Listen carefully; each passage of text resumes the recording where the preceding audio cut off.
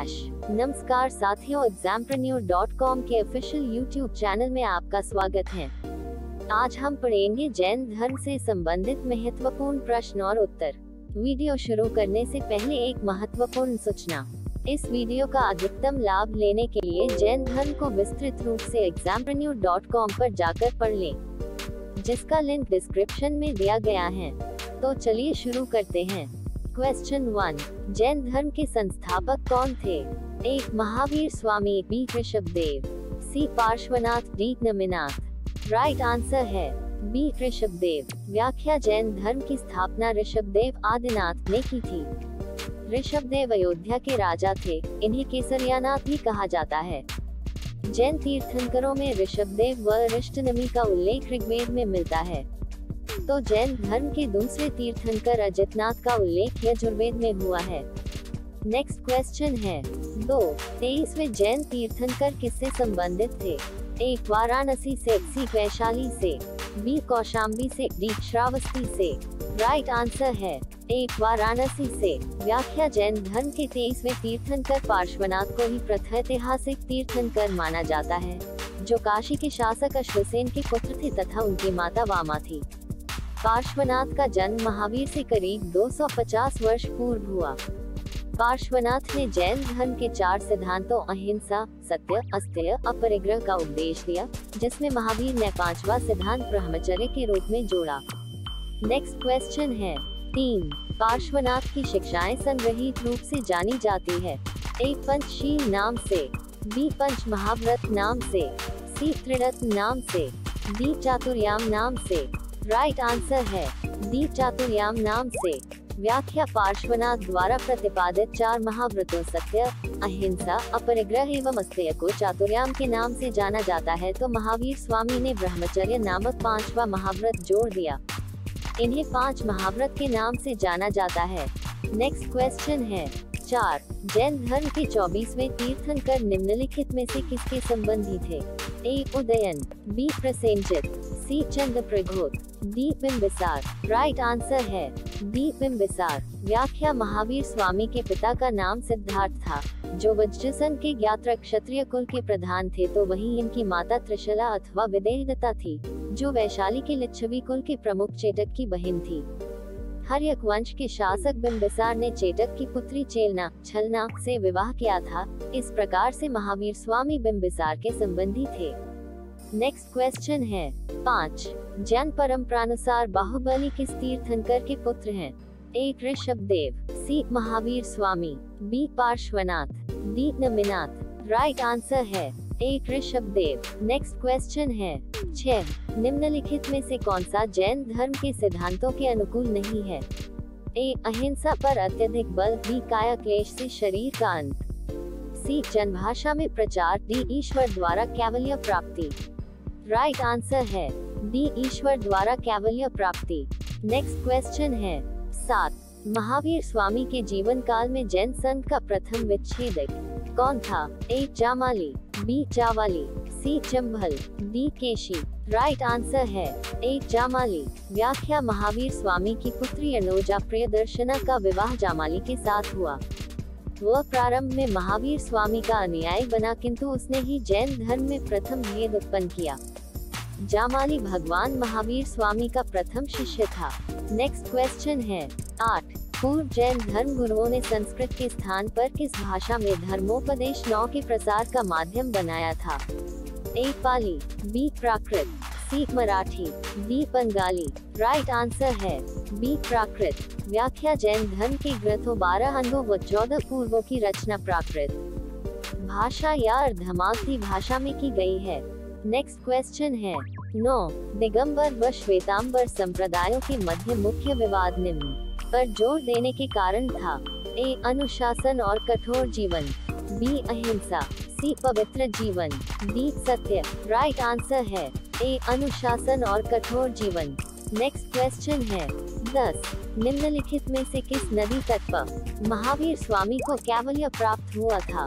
ए. Rijupalika, B. Niranjana, C. Kosi, D. Godavari. Right answer है एक ऋजुपालिका।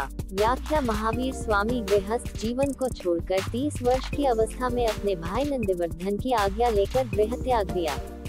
हालांकि दिगंबर जैन परंपरा में उन्हें अविवाहित बताया गया है। 12 वर्षों तक कठोर तपस्या की और 42 वर्ष की अवस्था में जरिम्बिक ग्राम के निकट ऋजुपालिका नदी के तट पर साल के वृक्ष के नीचे कैवल्य ज्ञान प्राप्त हुआ। ज्ञान प्राप्ति के बाद वे कैवलन, जिन विजेता, अरहत, पूजक तथा निगृंथ बंधनों से मुक्त कहलाए।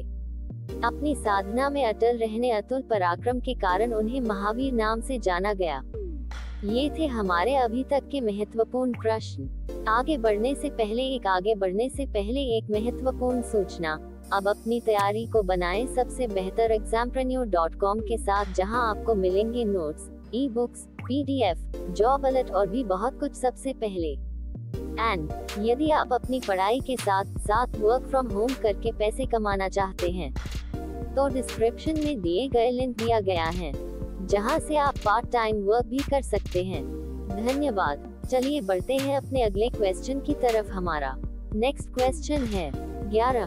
जैन धर्म की पहले से ही मौजूद बुनियादी बातों में निम्न में से किसे महावीर द्वारा जोड़ा गया? ए. अहिंसा, किसी भी जीव की हत्या नहीं करना। बी. अचौर्य, दूसरों की कोई संपत्ति न लेना। सी. अपरिग्रह, खुद की कोई संपत्ति न रखना। डी. ब्रह्मचर्य, कौमार्य व्रत। 8. सत्यवादिता। राइट आंसर है डी. ब्रह्मचर्य, कौमार्य व्रत। नेक्स्ट क्वेश्चन है 12। जैन ग्रंथों को कहा जाता है?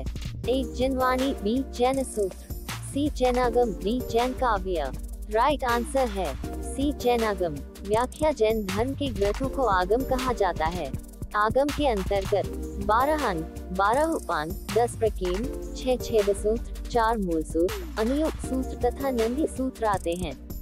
नेक्स्ट क्वेश्चन है 13।